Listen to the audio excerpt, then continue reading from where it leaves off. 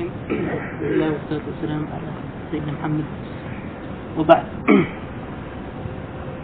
For those of you who were here last time and you remember anything from last time, and basically the point of the entire lecture last time was that turning to the Qur'an, trying to understand the meaning of the Qur'an, or in other words the science of Tafseer. And it is not something that is just open to anyone's feelings or anyone's interpretation, but there is any basic methodology, basic procedure that we must follow. And the Qur'an has not been left, the meaning of the Qur'an has not been left open to anyone to just approach the Qur'an and interpret the Qur'an in any way that he wishes. In fact, Allah subhanahu wa ta'ala in the Qur'an says, ثُمَّ إِنَّ عَلَيْنَا بَيَانًا. This verse of the Qur'an, and it sheds some light on the fact that the Qur'an itself, and it wasn't left by Allah subhanahu wa ta'ala without it actually being explained. Well, the purpose of today's lecture and perhaps the next lecture is, what are the sources that we may turn to if we wish to try to interpret the Qur'an, try to understand the Qur'an more deeply. And besides the sources, also what are some of the principles that we should use in interpreting the Qur'an?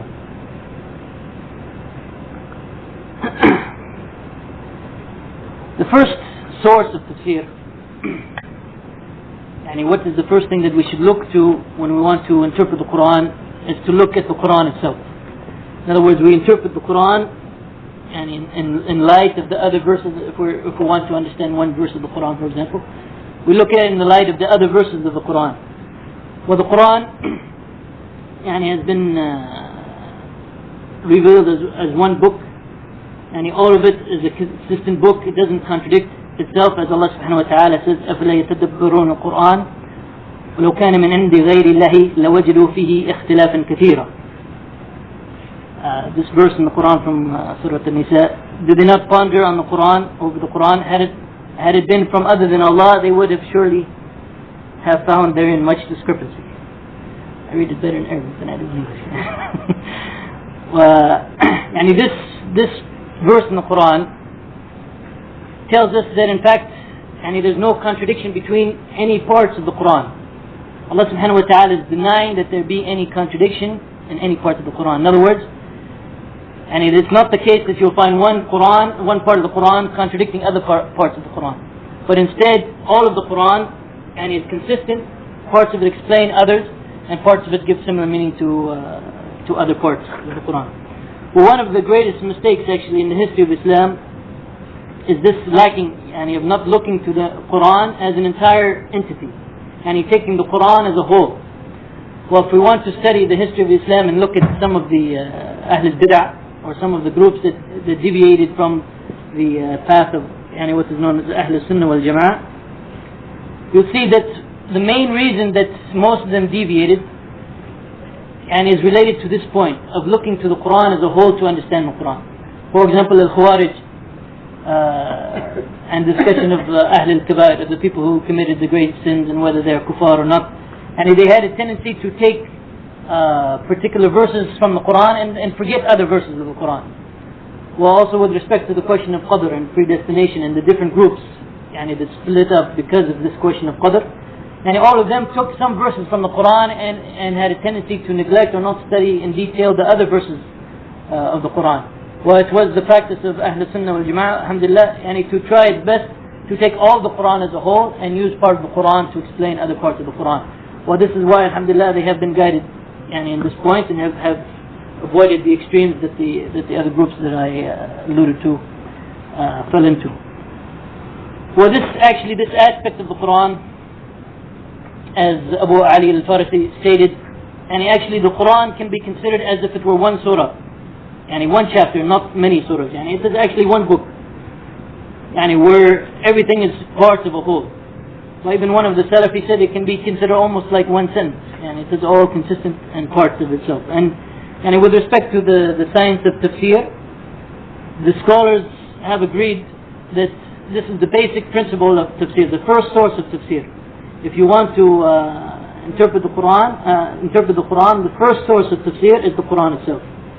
As Ibn Taymiyyah wrote, he said if someone asks what is the best methodology of tafsir, he said the answer is the best methodology of tafsir is to explain the Qur'an by other verses of the Qur'an. What is stated generally or in general form or actually ijmalan in one place is explained in another place. And what is put in one place in an abbreviated manner, and without much details, is presented in detail in another place of the Qur'an. Well, also Al-Zarkashi was the author of probably one of the most important books, if not the most important books, and related to Ulum al-Quran, Al-Burhan fi Ulum al-Quran. He also said that the best way to interpret the Qur'an is by using the Qur'an itself. What is stated in a concise fashion in one place may be elaborated upon at another place. Well, as also other writers have mentioned, and this is the best and most trustworthy manner of tafsir, because no one knows the Qur'an better than Allah subhanahu wa ta'ala. No one knows the meaning of the Qur'an better than the one who revealed it.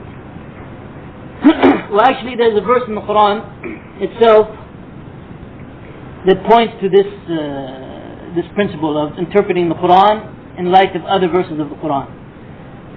Well, this verse in the Qur'an is a well-known verse, and because it has unfortunately also been misinterpreted by a number of people. Well, this is the verse in the Qur'an from Surah Al-Imran.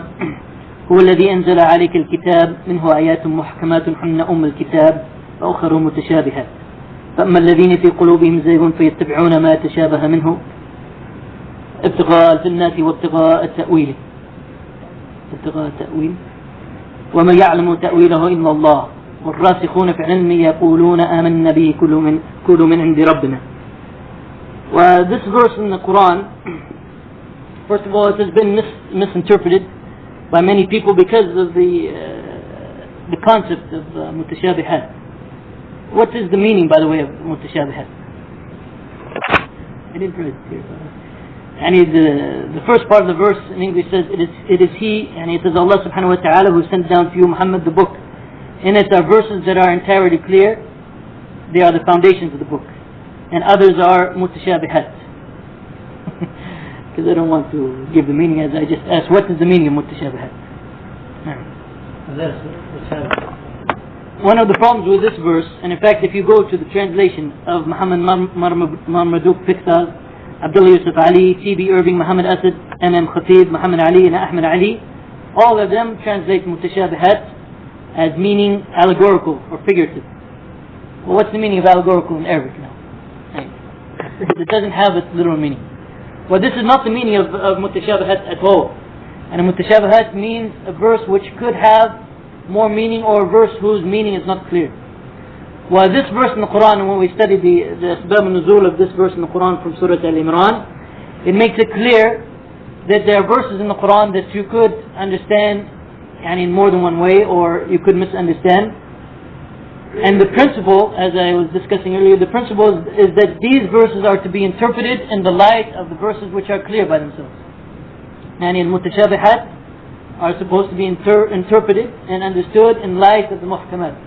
Well, this verse was revealed when some Christians from Najran came to the Prophet Muhammad ﷺ, and they tried to talk to the Prophet ﷺ and convince him that in the Quran itself there is proof for Trinity. Well, what is their proof? From the Quran, Trinity. You all know Trinity. At the Musul Da'wah, for sure you know Trinity. So what was their proof from the Quran? Their proof from the Quran, when they talked to the Prophet Muhammad ﷺ about Trinity, they said there are verses in the Quran in which Allah subhanahu wa ta'ala talks about himself in the plural. And we revealed this, or we did this, we did that, and so forth. And if we take those verses in the Quran, it is true that they are mutashabihat. You can say that they're mutashabihat because they could have more. It's possible to understand them in more than one way. Their meaning is not clearly one. In other words, you could understand them as meaning plurality. Just if you take those verses by themselves, forget about the rest of the Qur'an. If you read a verse in which Allah subhanahu wa ta'ala says, we did such and such, and it could be understood in the form of plurality. For example, it could be understood that Allah subhanahu wa ta'ala is actually talking about more than one ilah. Or it could be understood, as is known in the Arabic language and also other non-Arabic languages. Ta'adim. For example, when royalty, now even still today when the Queen of England talks, when you ask her how are you doing, she says we are doing fine. And still to this day she never uses the singular for herself. And this is another way that you can understand it. Well, a third way to understand it, which is the explanation given by Ibn Taymiyyah, which all of you from the Usul al-Fiqh class know because we talked about al-Mutashabihat wa al-Muhkamat. Ibn Taymiyyah's explanation was what? Special memory. You remember now? Ibn Taymiyyah's interpretation and explanation of these verses is that they are used and only when Allah subhanahu wa ta'ala is referring to an action that is being done through al-malaika. In other words, Allah subhanahu wa ta'ala is referring to himself, meaning him and the malaika are doing, him and the angels are doing that action. But what is clear from these verses, and in which Allah subhanahu wa ta'ala uses the plural to refer to himself, if you take these verses and you compare them to many other verses in the Qur'an which are muhkam, which have no other possible meaning to them, such as قُلْ هُوَ اللَّهُ أَحَدٌ اللَّهُ صَمَدٌ لَمْ يَلِدْ وَلَمْ يُولَدْ وَلَمْ يَكُنْ لَهُ كُفُوًا أَحَدٌ. And if you interpret these verses in the light of the muhkamat, you will see that the claim of the Christians, of course, wasn't true. That it does not mean plurality. Well, this is, as I said, this principle actually it's alluded to in the Qur'an itself, and inshallah later we'll talk about other principles that we can derive from the Qur'an itself and related to Tafseer. Before we get to that, we should realize that this source of Tafseer is an infallible source of Tafseer. Or actually, to put it perhaps in a better way, is that no Tafseer, and we cannot give any explanation of the Qur'an that contradicts this source of Tafseer. If, for example, we take any specific verse of the Qur'an and we try to interpret that verse, and our interpretation of that verse goes against other verses of the Qur'an, that means that interpretation is wrong. I think, inshallah, that's clear. That,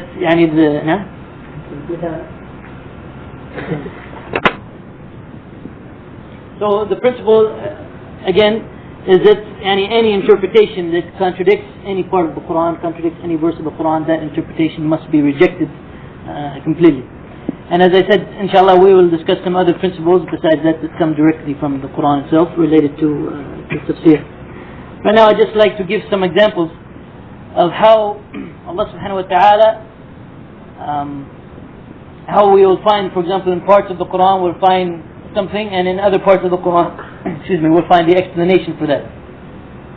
For example, Allah subhanahu wa ta'ala in Al-Baqarah says that Adam received from his Lord words and he relented toward him. فَتَلَقَّى آدَمَ مِنْ رَبِّهِ كَلِمَةٍ فَتَبَ عَلَيْهِ Adam. In this verse in Surah Al-Baqarah, it simply says that Allah subhanahu wa ta'ala taught Adam some words for him to say as dua for his repentance. But in that particular verse, it doesn't say what are those words. And he just says that Allah subhanahu wa ta'ala gave him some words that he could make as dua to ask Allah subhanahu wa ta'ala to forgive him. What were those words? There's a verse in the Quran, so you may say it. This one you may say it. نكون من الخاسرين. نعم. We find in this surah, we find the explanation for this verse, or specifically what this verse is referring to. We find it in Surah 6, Surah Al-Araf, verse 23, in which the words that Adam were taught was, as Abu Sa'ud read, "Our Lord, we have wronged ourselves. If you forgive us not and have not mercy on us, surely we are of the lost."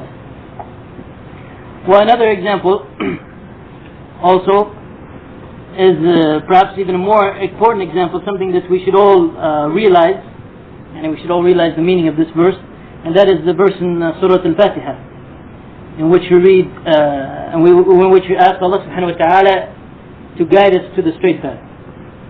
The path of whom? No. And to guide us to the straight path, the path of whom?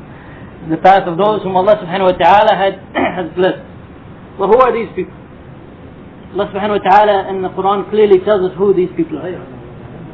لا, I'm just talking about this verse. اهدنا الصراط المستقيم صراط الذين أنعمت عليهم.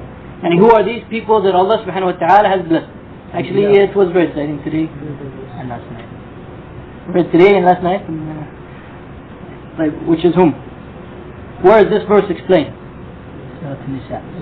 أولئك مع الذين أنعم الله عليهم من النبيين والصديقين والشهداء والصالحين. Right, so, the explanation for this verse, who are those people? When we in the Salat, and when we read Surah Al-Fatiha, we're asking Allah subhanahu wa ta'ala to guide us to a specific path, the path of specific people. Well, Allah subhanahu wa ta'ala actually tells us, who are those people that we are asking to be guided in a similar path, and they are the prophets and the sincere and the martyrs and the righteous. Well, another verse in the Qur'an also that was read today, by the way, many of these verses, I think this was read today, sometime today. Maybe I read it at home. Allah subhanahu wa ta'ala in the second one is it? Allah subhanahu wa ta'ala in talking about the Yahud says ثم قست قلوبكم من بعد ذلك فهي كالحجارة وشد قسوة, which is from Surah Al-Baqarah. Then even after that your hearts were hardened and became as rocks, or worse than rocks in hardness. Well, Shanqiti in his Tafseer of the Qur'an, well, by the way, Shanqiti's Tafseer of the Qur'an is probably the best in using this principle of Tafseer, to explain parts of the Qur'an by other verses of the Qur'an. In fact, that's clear from his title of his Tafseer, that this is one of his points. Well, he says that in this verse, Allah subhanahu wa ta'ala only says that their hearts were made hard, but it doesn't say what was the reason for it, and it's not explained in this verse in Surah Al-Baqarah. What is the reason that Abu Sa'ud read today in, I think it was today in Tarawih? Subhanahu wa ta'ala, and what surah is that? Al-Ma'idah, verse 13 of Surah Al-Ma'idah. Allah subhanahu wa ta'ala explains that because of their breaking the covenant, that Allah subhanahu wa ta'ala said, we have cursed them and we have made their hearts hard. Well, actually there are many, and we can take many examples of this nature from the Quran. As I said, one book which is excellent, one tafsir which is excellent in that nature, is the Tafseer Shanqiti. Well, actually this practice of interpreting the Quran in light of other verses of the Quran, as I said, it has its source in the Quran itself. Well, it was a very common practice among the Sahaba. Well, Aisha especially was one of the best, and when it came to explaining verses in the Quran on the basis of other verses in the Quran, and she used to correct some people's misunderstandings of some verses based on any other verse in the Quran. Another Mufassir who also used this principle, and used it quite well actually, although he's not that well known for using this principle that well, is Sayyid Qutb in his book, in his Tafsir in the Shade of the Quran, or Fidila al-Quran. And he used this principle actually extensively. And to take one example from that, an example which even a verse which even some Muslims have in my history have come to me and asked me about, which confuses some people, is in Surah An-Nisa. I think it was also read today if I remember correctly. إنما المسيح عيسى ابن مريم رسول الله وكلماته ألقاها إلى مريم وروح منه. That Jesus the Messiah, the son of Mary, was no more than a messenger of Allah, and his word which he bestowed on Mary, and a spirit proceeding from him. And especially, of course, Muslims who embraced Islam in the United States coming from a Christian background, and because of their concept, and sometimes you still have some things lingering in your mind from your past. We call this in English old baggage, old luggage. Sometimes it's hard to get rid of this old luggage. But even Muslims who had no background in Christianity, some of them have been confused by this verse. And specifically, the phrase his word, Allah subhanahu wa ta'ala calls Isa كلماته ألقاها إلى مريم وalso روح منه. Probably because of the influence of Christianity and so forth, even spreading into the Muslim land. Some people get confused by these verses and think that perhaps Isa is something a little bit different from other human beings, or there's something special about him. And in fact, I was in a camp in California not too long ago, where there was a woman who used to be, originally she's Muslim, she became Christian, now she's just returning to Islam, and we had a little bit of a debate about Isa alayhi salam, that she still considers him something a little bit more special than the other prophets or something. And one of the reasons is because of this verse, that Allah subhanahu wa ta'ala is describing Isa alayhi salam, as I said, as a word which he bestowed on Mary and a spirit proceeding from him. Well, as I said, Sayyid Qutb discusses this verse in particular very well in his Dilal al-Qur'an. It seems that even during his time in Egypt there was some question about what is the meaning of this. What is meant in this verse by a word bestowed on Mary? And by the way, remember what we're talking about. The topic here is explaining the Qur'an in view of other verses of the Qur'an. So what is really the word that is being referred to here? Allah subhanahu wa ta'ala says in the Qur'an, إِنَّمَا قَوْلُنَا لِشَيْءٍ إِذَا رَدْنَاهُ أَن نَقُولَ لَهُ كُن فَيَكُونُ. And the word that Allah subhanahu wa ta'ala is talking about here is kun. And Allah subhanahu wa ta'ala said kun, or be, the verse in English says, for to anything which we have willed, we but say be, and it is. And Allah subhanahu wa ta'ala simply said kun, be, and Isa alayhi salam was. طيب, والروح, what is the meaning of ruh in this, also in this first verse that we read? وَكَلِمَاتُهُ أَلْقَاهَا إِلَى مَرْيَمَ وَرُوحًا مِّنْهُ. I will give you what Sayyid Qutb wrote about this, about that. So you know it's not from my. I will give the blame or the responsibility, whichever case it might be, to Sayyid Qutb. And ruh, you should realize that it is not something. Doesn't have to be something special. Because it is something that Allah subhanahu wa ta'ala describes in the Qur'an in the same way that when Allah subhanahu wa ta'ala created human beings or created anything, He simply said be, and it is. Also Allah subhanahu wa ta'ala said, إِذْ قَالَ رَبُّكَ لِلْمَلَائِكَةِ إِنِّي خَالِقٌ بَشْرٌ مِّن طِينٍ فَإِذَا سَوَيْتُهُ وَنَفَخْتُ فِيهِ مِنْ رُوحِي فَقَعُوا لَهُ سَاجِدِينَ. Allah subhanahu wa ta'ala says in this verse, behold, the Lord said to the angels, I am about to create man from clay. When I have fashioned him and breathed into him of my spirit, fall you down in prostration unto him. Well, this verse in the Quran is telling us that actually all of creation, all living beings, Allah alam, but at least all of mankind, Allah subhanahu wa ta'ala, when He created us and He breathed into us spirits from Him. It doesn't have, it's not, some people, if you believe in wahdat al-wujud, they take this to mean it is part of Him, but ruh is from Him. Well, also another verse to support this interpretation of Sayyid Qutb, that in fact the word that He bestowed on Mary and the ruh is nothing different from the process that Allah subhanahu wa ta'ala had been following from the time of Adam. This is also supported very clearly, as Sayyid Qutb points out, by another verse in which Allah subhanahu wa ta'ala says, إن مثل عيسى عند الله كمثل آدم خلقه من تراب ثم قال له كن فيكون. The English of that is the similitude of Jesus before Allah is as that of Adam. He created him from dust, then said to him be, and he was. This is, as I said, Sayyid Qutb. This is just one example from Sayyid Qutb's book في دلال القرآن. And sometimes this interpretation of one verse in view of other verses is really based on ijtihad. Okay? And sometimes it is not a clear thing that you can say, that if I interpret this verse and according to what another verse says, sometimes it is not as clear. The examples I gave are pretty clear. Sometimes they are not that clear. But even when it is the case of ijtihad, the evidence or the relation between the two verses may not be as strong as perhaps you would like them to be, still that other verse in the Qur'an is a stronger statement than what someone can come from his own opinion.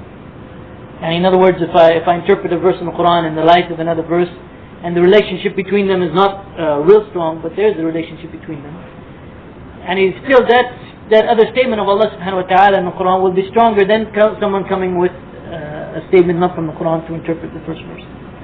So sometimes it is clear and it's beyond question. Other times there is some ijtihad involved. But it seems to me like those were simply examples from the Qur'an itself of how the Qur'an can explain itself. In other words, as Ibn Taymiyyah said, as Zarakashi said, and other scholars have said, you will find sometimes one verse stating something briefly, and you will find it explained someplace else, or a verse will refer to something, for example, those people whom Allah has blessed, and will define explicitly in another verse who they are. Well, in cases like that, it's very difficult to question the results or the conclusions of that kind of tafsir. I have another question for that.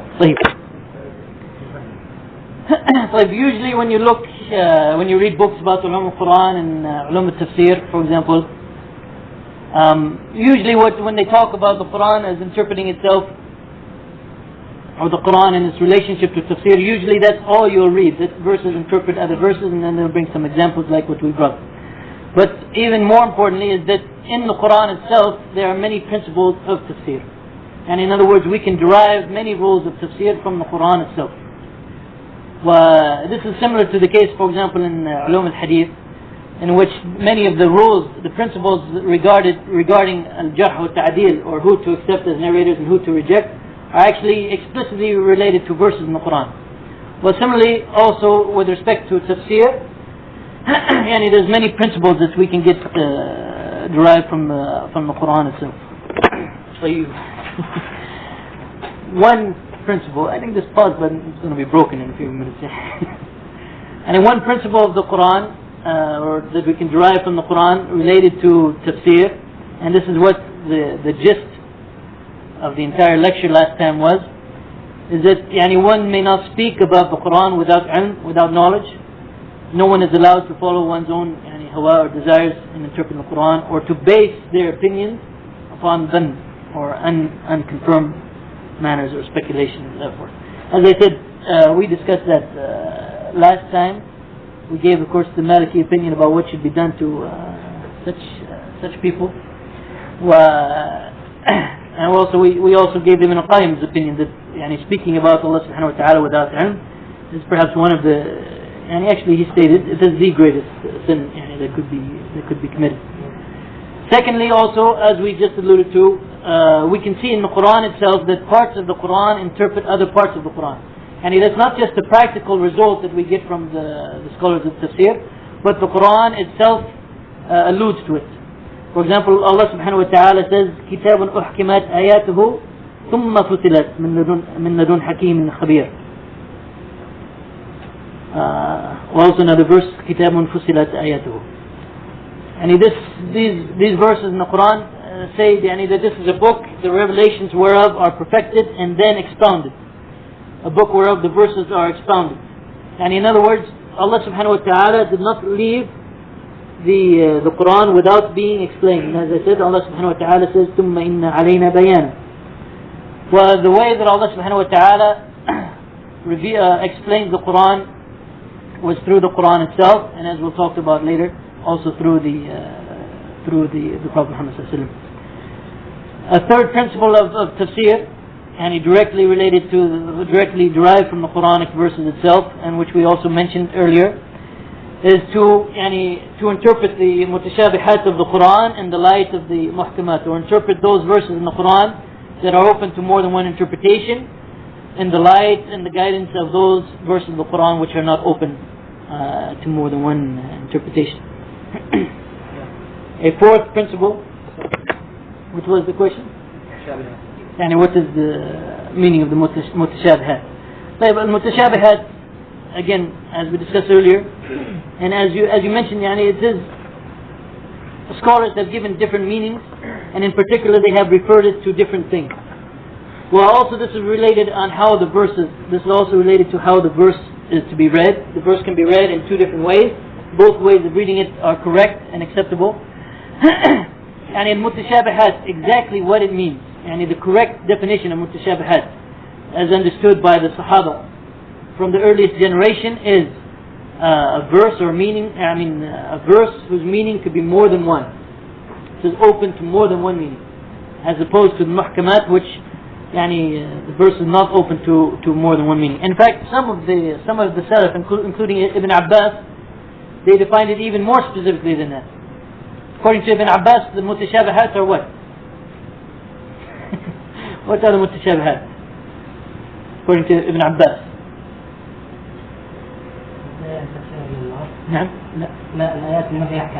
نعم. According to ما في أحكام. Sorry, I misunderstood.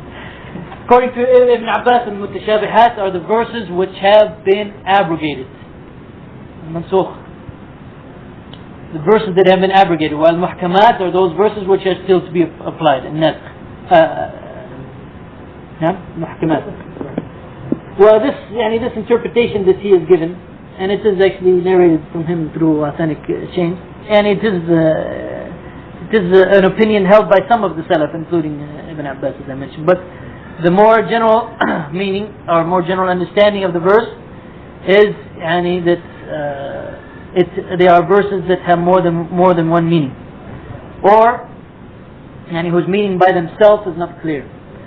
Well, another reason why there's some confusion about the meaning of mutashabihat in this verse is because there's two ways to read the verse. With respect to the ta'wil of the verse of the mutashabihat, Allah subhanahu wa ta'ala says, وَمَا يَعْلَمُ تَأْوِيلَهُ إِلَى اللَّهِ. Well, some people stop there. That no one knows their ta'wil except Allah.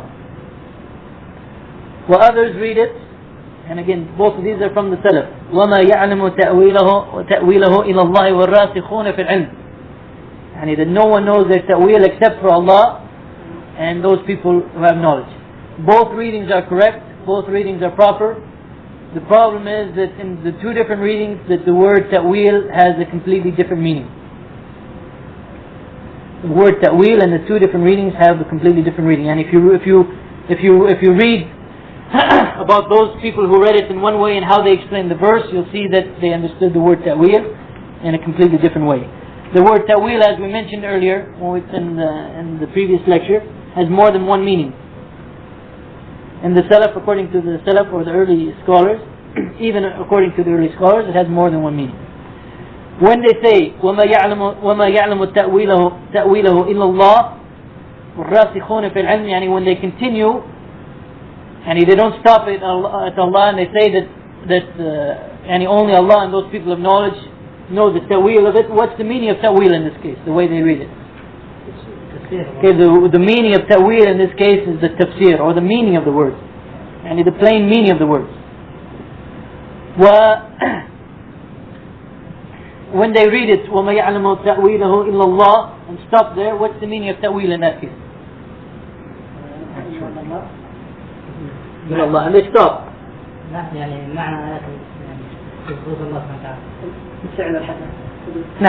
we said, ta'wil has different meanings. One of the meanings is the actualization, or the realization of what the verse is talking about. So, for example, the verses that talk about Jannah wal Nar, and in fact, this is why, by the way, some ulama and some ulama have been criticized for this. Some ulama said that the verses of concerning al-asma wa sifat, the names of Allah and the attributes of Allah, they are from the mutashabihat. And what some of them mean from that is one thing, which isn't correct. But what some of them mean by that statement, as is clear, when they discuss it further, what they mean by that is that the ta'wil, or the actual attributes of Allah and the actual essence of Allah, is something that only Allah subhanahu wa ta'ala knows. So, depending on how you read that verse, the word ta'wil has a different meaning, but in general, back to the original question, the mutashabihat, in general, basically it is those verses that have more than one possible meaning to them, and the way that they are supposed to be interpreted is in the light of the muhkamat. A fourth principle of tafsir now. The question is whether or not there's different opinion now among the scholars about what are the muhkamat, what are the verses which are clear, for example, and therefore this implies also what are the mutashabihat. Well, among the earlier generations there was very little difference. The only difference between them was with respect, as I said, to the way they define ta'wil and the verse. This would influence what they meant by mutashabihat. And that if you define ta'wil as the actualization of something, then all of those verses that we cannot say exactly how they happen or what they describe, such as the attributes of Allah or what will happen on the Day of Judgment, then they call them from the mutashabihat. There became a big difference after some time because of that difference in the word ta'wil. But from the earliest generations, the word muhkamat meant those verses which are clear in their meaning, not open to different interpretations. They are al-kitab, they are the foundation of the book, and the other verses, al-mutashabihat, are supposed to be interpreted in light of them. But if we continue this series long enough, we'll come back to mutashabihat wal muhkamat someday. The fourth principle of tafsir. The fourth principle of tafsir, that we derive directly from the Qur'an, is that the Prophet Muhammad ﷺ has been appointed, or he is in fact the divinely appointed interpreter of the Qur'an. Allah subhanahu wa ta'ala says, وَأَنزَلْنَا إِلَيْكَ الذِّكْرَ لِتُبَيِّنَ لِلنَّاسِ مَا نُزِلَ إِلَيْهِمْ. That we have revealed to you the dhikr, and the meaning of dhikr here in different, there's different opinion about what it means among the scholars, but the meaning comes out the same. That we have revealed to you Muhammad the dhikr, in order for you to explain to mankind what has been revealed to them. Well, we'll discuss the role of the Prophet Muhammad ﷺ in explaining the Qur'an in great detail in just a few minutes, if we get to it today. The fifth principle of tafsir in the Qur'an is that, and this one also we'll discuss in great detail later, the fifth principle is that the Qur'an is in the Arabic language. And Allah subhanahu wa ta'ala stresses this fact how many times in the Qur'an? Does Allah subhanahu wa ta'ala refer to the Qur'an as Arabic? Come? You're very close. From what I found. I found 11.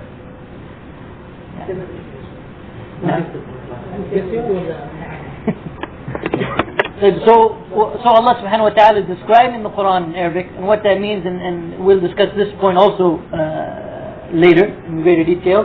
What that means is that it is consistent with the Arabic language.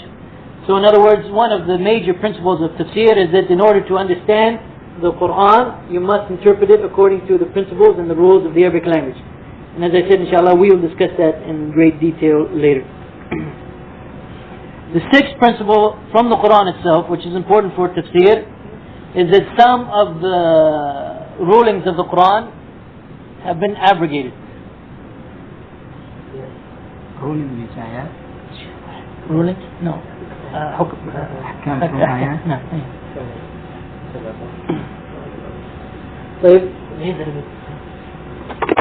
The sixth one, as I said, is that some of the rulings, or some of the rulings from verses in the Qur'an, are abrogated, mansukh. Well, this we find very clearly in the Qur'an, in different places in the Qur'an. يمحو الله ما يشاء ويثبت وعنده الكتاب. That Allah will delete what He wills or confirm it, and with Him is the الكتاب. I will not try to translate.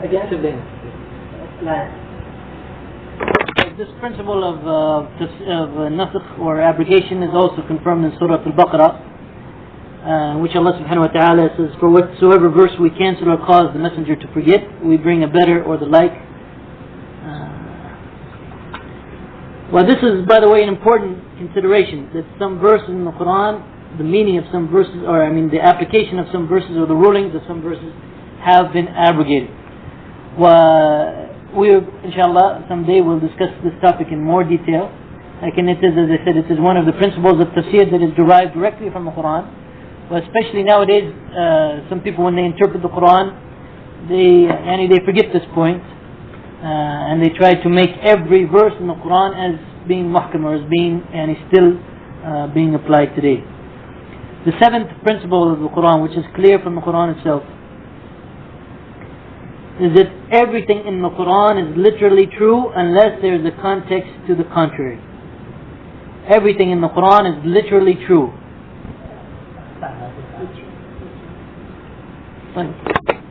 So this is an important point. Many of the Asraniya or modernists have some problem with this point. Many of the Sufis in history have some problem with this point. And almost all of what are known as the Batiniya or the esoterics have a problem with this point. And that what the Qur'an says is true. Regardless of what the topic it is referring to, it is in fact true. In fact, at the end of many people they consider some of the stories, some of the historical stories of the Qur'an as not being true, not being literally true. Well, I remember in one lecture I quoted from Muhammad Asad's commentary on the Qur'an, in which he talks about the story of Suleiman and others, and he said they are not true.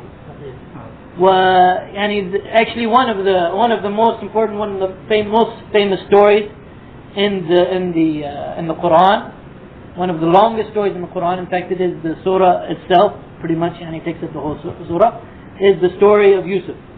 Well, at the end of the story of Yusuf, Allah subhanahu wa ta'ala says, لَقَدْ كَانَ فِي قَصَصِهِمْ إِبْرَةٌ لِأُولِي الْأَلْبَابِ مَا كَانَ حَدِيثًا يُفْتَرَى ولكن تصديق الذين بين يديه تصديق الذي بين يديه. And Allah subhanahu wa ta'ala at the end of this long story, Allah subhanahu wa ta'ala says that in their history is a lesson for men of understanding. It is no invented story but a confirmation of past revelations, and so on. Well, also Allah subhanahu wa ta'ala says in the Quran, وَالَّذِي أُنزِلَ إِلَيْكَ مِنْ رَبِّكَ الْحَقِّ وَلَكِنْ أَكْثَرَ النَّاسِ لَا يُؤْمِنُونَ. And that's what Allah subhanahu wa ta'ala has revealed to you of the book is truth. And as I said, this is a very important point, because many of the tafsirs throughout history, they deviated because of this point, that they considered that what Allah subhanahu wa ta'ala is mentioning, whether it is related to the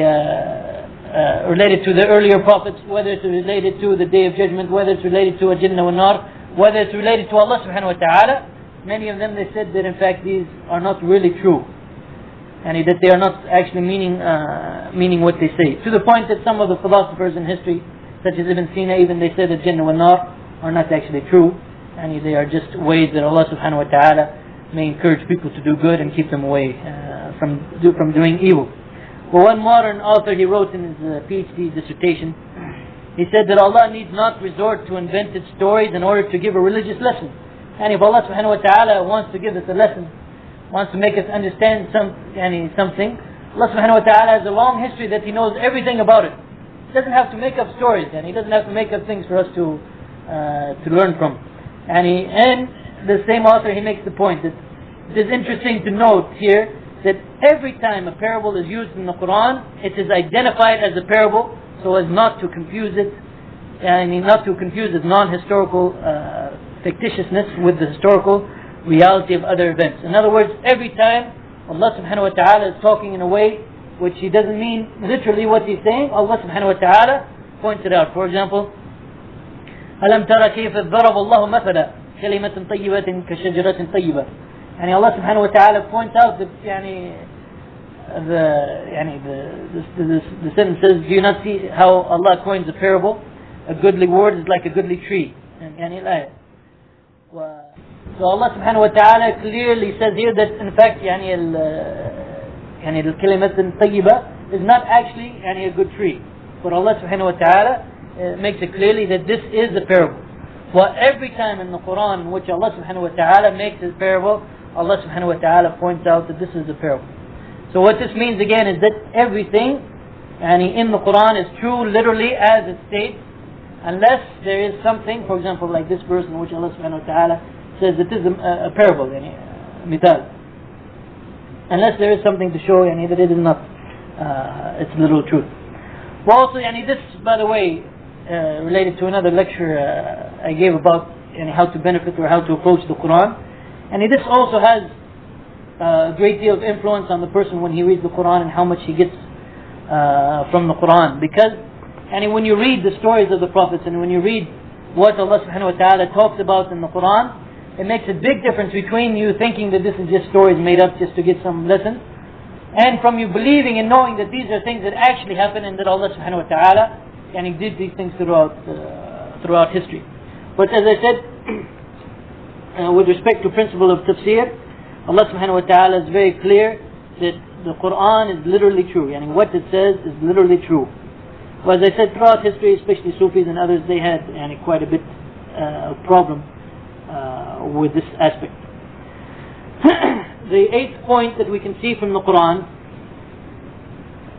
is that beyond the basic meaning, the zahir meaning or the clear meaning, is that if we study and ponder the Qur'an deeper, we will also get more meanings from the Qur'an, or more, to be more specific, or to state it better, we'll in fact get more guidance from the Qur'an. Allah subhanahu wa ta'ala says, كتاب أنزلناه إليك مبارك ليدبروا آياته. And Allah subhanahu wa ta'ala says, a book that we reveal unto you, full of blessings, that they may ponder its revelation, and that men understanding may reflect. Well, also the Prophet ﷺ, as we discussed, he made dua for Ibn Abbas to understand or to know the ta'wil, or the understanding of the Qur'an. Well, what this verse in the Qur'an means, or what it implies also, is that the more we understand, the more we read the Qur'an, we get deeper meanings or more understandings of the meanings of the Qur'an.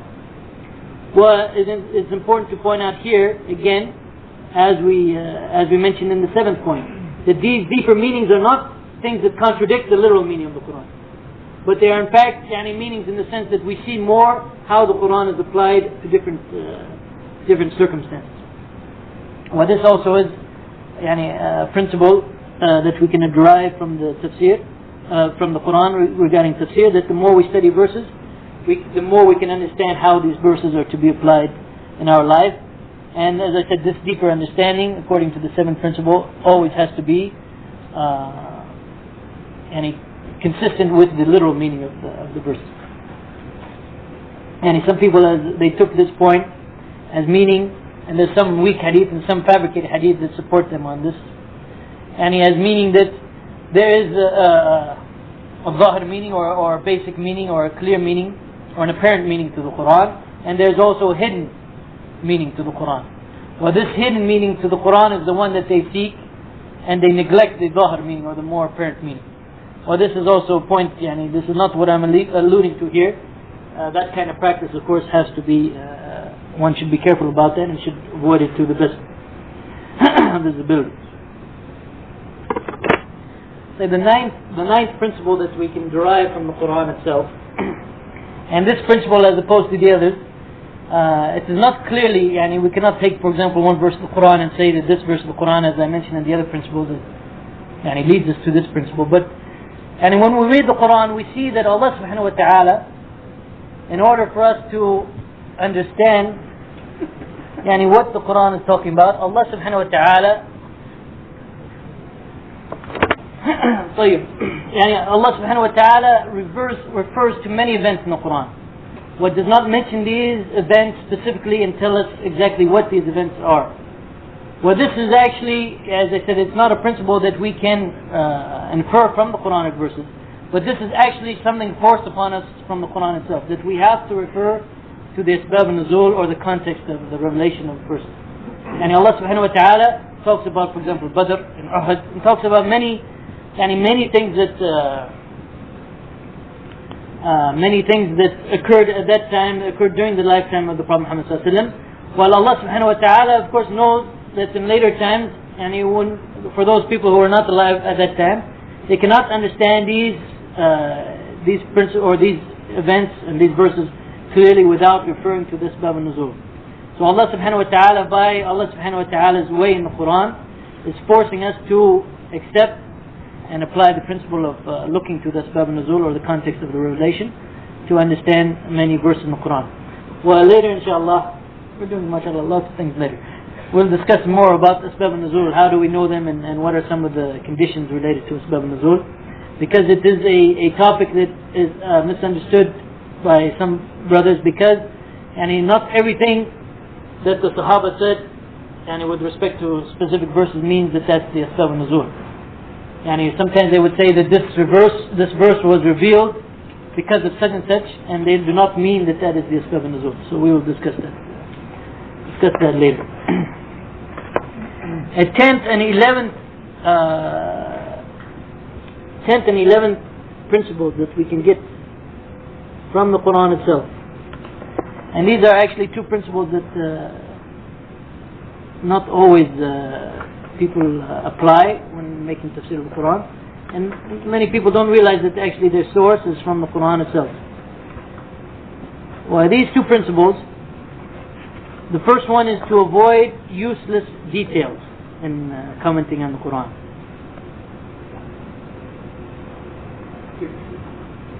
Yani to avoid useless details in commenting on the Qur'an. That, yani what the Qur'an has, sometimes Allah subhanahu wa ta'ala leaves things without being mentioned, and they are in fact not needed for us.